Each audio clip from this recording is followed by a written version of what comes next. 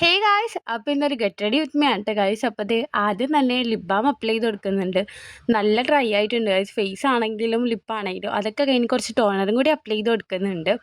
അപ്പോൾ തന്നെ എനിക്ക് കുറച്ച് ബ്രൈറ്റ് ആയ പോലെ ഫീൽ ചെയ്യുന്നുണ്ട്. പിന്നെ ദേ ഈ ഫോക്സ് സ്റ്റൈലിലെ മോയ്സ്ചറൈസർ അപ്ലൈ ചെയ്ത് കൊടുക്കുന്നത് നന്നായിട്ട് ബ്ലെൻഡ് ആവുന്നുണ്ട് ഗായ്സ്. എനിക്ക് നന്നായിട്ട് ഇഷ്ടമായിട്ടുണ്ട്. പിന്നെ ഒരു ടിൻറ്റഡ് സൺസ്ക്രീൻ തന്നെയാണ് ഫോക്സ് സ്റ്റൈലിൽ തന്നെ. ഇത് അടിപൊളിയാണ് ഗായ്സ്. ഇത് അപ്ലൈ ചെയ്താൽ പിന്നെ വേറെ ഒന്നും അപ്ലൈ ചെയ്യേണ്ട ആവശ്യമില്ല. എനിക്ക് അങ്ങനെ ഫീൽ ചെയ്തു പേഴ്സണലായിട്ടും.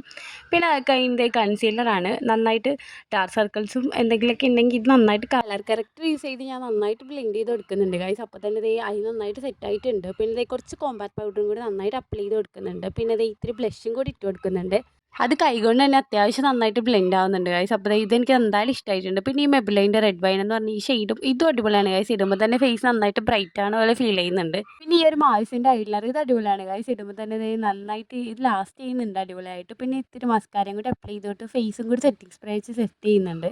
ഹെയർ ഒന്ന് സെറ്റ് ചെയ്ത് തരുന്നുണ്ട്. അപ്പോൾ ഇനി ഇത്രയുള്ള ഗൈസ്. വീഡിയോസ് ആയിട്ട് ഇഷ്ടമാണെങ്കിൽ സബ്സ്ക്രൈബ് ചെയ്ത് സപ്പോർട്ട് ചെയ്യണം. അപ്പോൾ ഞാൻ പോയിട്ട് വരാവേ. ഓക്കെ.